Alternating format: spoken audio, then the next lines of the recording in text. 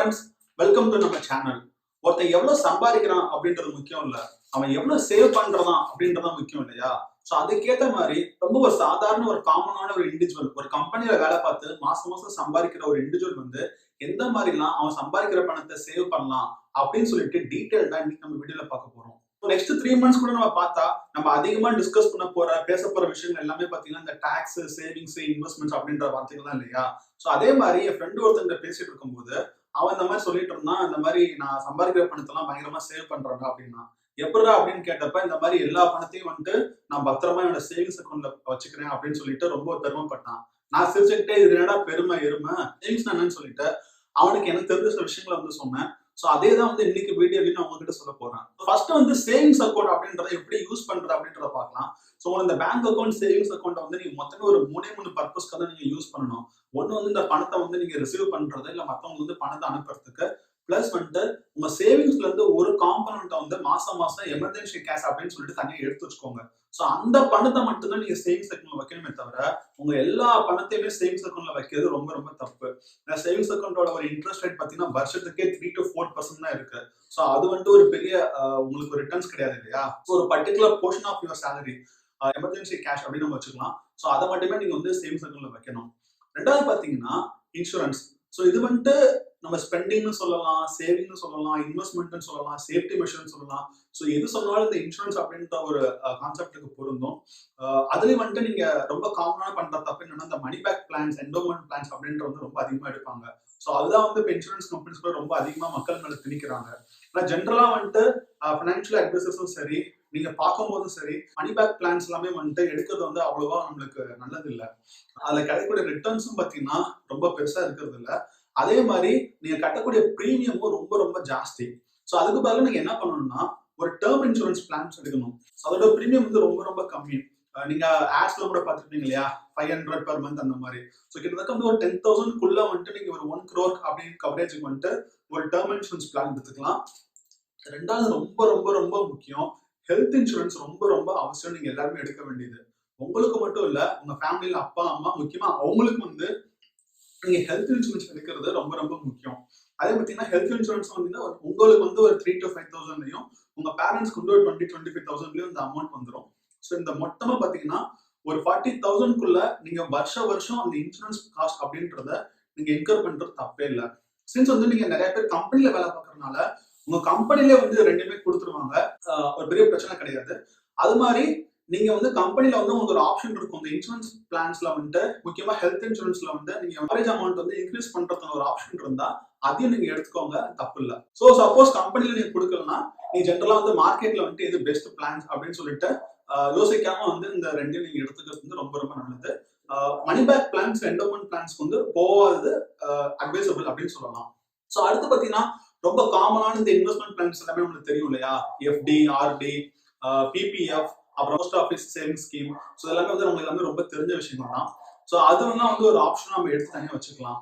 First வந்து இந்த EPF இல்ல பிபிஎஃப் அப்படின்னு சொல்றது. சோ எம்ப்ளாயி ப்ராவிடென்ட் ஃபண்ட், அதே மாதிரி வாலண்டரி ப்ராவிடென்ட் ஃபண்ட். அதாவது நம்ம சேலரில இருந்து நம்ம பேசிக்ல 12% வந்து எப்பொழுதுமே டுவர்ட்ஸ் இபிஎஃப் வந்து நம்ம ஆல்ரெடி பே பண்ணிட்டு இருக்கோம் இல்லையா? அது இல்லாம அது எல்லாமே அண்டர் செக்ஷன் 80C வந்து டாக்ஸ் ரிலீஃப்க்கு வந்து அது அப்ளையும் ஆகும். சோ அது இல்லாம உங்களுக்கு வந்து அந்த 12%ல இருந்து நீங்க 100% ஆஃப் பேசிக் வரையும் உங்களுடைய பிஎஃப் கண்ட்ரிபியூஷன் வந்து அதிகம் பண்றதுக்கு ஒரு ஆப்ஷன் இருக்கு. இதையே நம்ம எடுக்கணும் அப்படின்னு பாத்தீங்கன்னா இந்த பிஎஃப் ஓட இன்ட்ரெஸ்ட் ரேட் என்னன்னு பாத்தீங்கன்னா 8.5% per annum. அதாவது நீங்க நார்மலா ஒரு எஸ்பிஐ எஃப்டி நீங்க எடுத்து பாத்தீங்கன்னா ஒரு 5 to 6% தான் வந்து உங்களுக்கு அந்த இன்ட்ரெஸ்ட் ரேட் கிடைக்குது. இதுல பாத்தீங்கன்னா கரண்ட்லி சரி, ரீசெண்டாவும் பாத்தீங்கன்னா ஒரு 8.5 to 9% வந்து இந்த இன்ட்ரெஸ்ட் ரேட் இருக்கு. சோ அதனால வந்துட்டு நம்மளுக்கு கிடைக்கக்கூடிய இன்ட்ரெஸ்ட் ஜாஸ்தி. அதுவும் இல்லாம செக்ஷன் 80C உங்களுக்கு வந்து 1.5 lakhs வரையும் நீங்க டாக்ஸ் சேவ் பண்றதுக்கான ஆப்ஷனும் வந்து இந்த பிஎஃப் மூலமா கிடைக்குது. இதை எடுத்துக்கிறது வந்து ரொம்ப ரொம்ப அட்வைசபிள். அது இல்லாம நீங்க வந்து ரொம்ப வந்து நீங்க சிரமம் எடுத்துக்கணும்னு அவசியம் இல்லை. உங்க கம்பெனில போயிட்டு உங்க ஹெச்ஆர் டீம்ல வந்து இந்த மாதிரி நான் பிஎஃப் இன்க்ரீஸ் பண்ணணும்னு சொன்னீங்கன்னா ஒரு ஃபார்ம் கொடுப்பாங்க. அது சும்மா அமௌண்ட் உங்களுக்கு எவ்வளவு வேணும்னு சொல்லிட்டு நீங்க இன்க்ரீஸ் பண்ணிட்டு சைன் பண்ணிட்டு வந்தீங்கன்னா ரொம்ப நல்லது. இது கிட்டத்தட்ட வந்து நம்ம ஒரு ஆர்டி மாதிரி எடுத்துக்கலாம் வச்சுக்கோங்களேன். மந்த்லி ஒரு 5,000 ஒரு 10,000 வந்து நீங்க அதுல ஆட்டோமேட்டிக்கா டிடெக்ட் பண்ற மாதிரி போட்டுட்டீங்கன்னா நீங்க ஒரு ஆர்டி மாதிரி ஒரு 8.5%ல உங்களுக்கு டிடெக்ட் ஆகிற மாதிரி இருந்தா நல்லதுதான் இல்லையா? இதுல இன்னொரு ப்ராப்ளம் பாத்தீங்கன்னா, நார்மலா இந்த பிஎஃப் அப்படின்றது வந்துட்டு எப்ப நம்ம கிடைக்கும்னா ரிட்டையர்மெண்ட் ஆனதுக்கு அப்புறம் அப்படின்னு சொல்லுவாங்க. ஸோ நம்ம பேரண்ட்ஸ் டைம்ல பாத்தீங்கன்னா ஒரு கம்பெனில வந்துட்டு 30 இயர்ஸ் 40 இயர்ஸ் வேலை பார்த்துட்டு அவங்க ரிட்டையர் ஆகும்போது இந்த பிஎஃப் மணி அப்படின்றது பல்கா எடுப்பாங்க இல்லையா? ஆனா நம்மளுக்கு வந்து இன்னைக்கு ஒரு அட்வான்டேஜ் இருக்கு.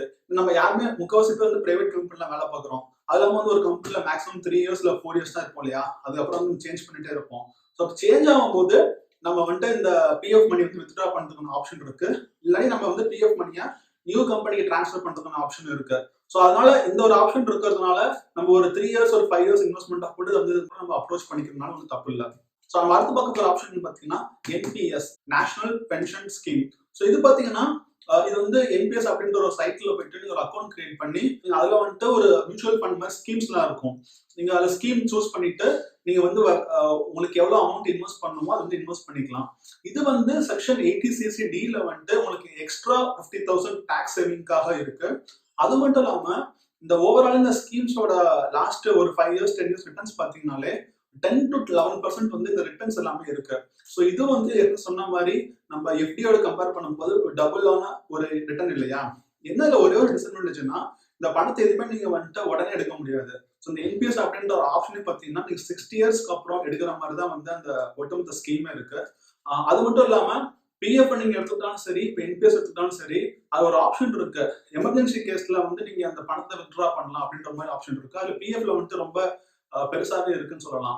ஸோ அதனால வந்துட்டு இதை வந்து ஒரு இமிடியேட் இன்வெஸ்ட்மெண்ட் அப்படின்னு நீங்க பார்க்காம ஒரு லாங் டர்ம்ல பார்க்கும்போது என்பிஎஸ் வந்துட்டு கண்டிப்பா வந்து ஒரு நல்ல ஒரு இன்வெஸ்ட்மெண்ட். இப்போ இது ரெண்டுமே பாத்தீங்கன்னா ரீசெண்டான ஒரு நியூஸ் கூட ஒரு எஸ்டர்டேஸ் நியூஸ்லாம் நீங்க பாத்தீங்கன்னா கூட கவர்மெண்ட் வந்து இந்த இபிஎஃப் என்பிஎஸ் ஸ்கீம்ஸ் வந்து மக்கள் இன்னும் அதிகமா யூஸ் பண்ணும் அப்படின்றதுக்காக நிறைய புது விஷயங்களை வந்து அதுக்குள்ள கொண்டு வராங்க. ஈவன் வந்து 1.5 to 2 lakhs இல்ல 50,000 to 1 lakh இன்க்ரீஸ் பண்றதுக்கான ஆப்ஷன் நிறைய இருக்குன்னு சொல்லிட்டு எக்கனாமிக் டைம்ஸ்ல கூட நிறைய நியூஸ் வந்திருக்கு. ஸோ அதனால வந்துட்டு இந்த இபிஎஃப் என்பிஎஸ் வந்து அதிகமா யூஸ் பண்றதுக்கான ஒரு சான்ஸ் வந்து நீங்க உருவாக்கிக்கிறது ரொம்ப நல்லது.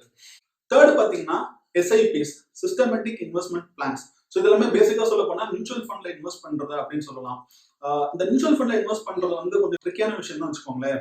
இப்போ வந்து நீங்க ஒரு பெரிய அமௌண்ட் இன்வெஸ்ட் பண்ண போறீங்க, ஒரு 2 lakhs 3 lakhs அந்த மாதிரிலாம் போறீங்க அப்படின்னு சொன்னா நம்ம ஒரு ப்ராப்பரான ஒரு அட்வைசரை வந்து ஹையர் பண்ணி அவங்க என்னென்ன சொல்றாங்களோ அதை ஃபாலோ பண்ணி போறது நல்லது. ஆனா மேற்கொண்டு சொன்ன மாதிரி ரொம்ப ஒரு கம்மியான அமௌண்ட் வந்து நம்ம மாசம் சேவ் பண்ண போறோம் அப்படின்றனால நம்ம எப்படி அப்ரோச் பண்ணோம் அப்படின்னு பாத்தீங்கன்னா நிறைய விஷயங்கள் இருக்கு. ரிஸ்க் அசஸ்மெண்ட் அதுன்னு சொல்லிட்டு நிறைய பண்ணிட்டு தான் நம்ம போவோம். ஸோ அவ்வளவு டீட்டெயில்டா நம்ம போறதுக்கான ஒரு இது இல்ல ஸ்கோப் இல்ல அப்படின்ற காரணத்தினால உங்க எல்லாருக்குமே வந்து உங்க ஃப்ரெண்ட் சர்க்கிள்ல வந்து ஃபைனான்ஸ்ல கெத்து அப்படின்னு சொல்லிட்டு சில பேர் இருப்பாங்க இல்லையா? ஏற்கனவே ஸ்டாக் மார்க்கெட் மியூச்சுவல் ஃபண்ட்ஸ் தான் இன்வெஸ்ட் பண்ணி பத்தி நல்லா தெரிஞ்சவங்க நிறைய பேர் இருப்பாங்க.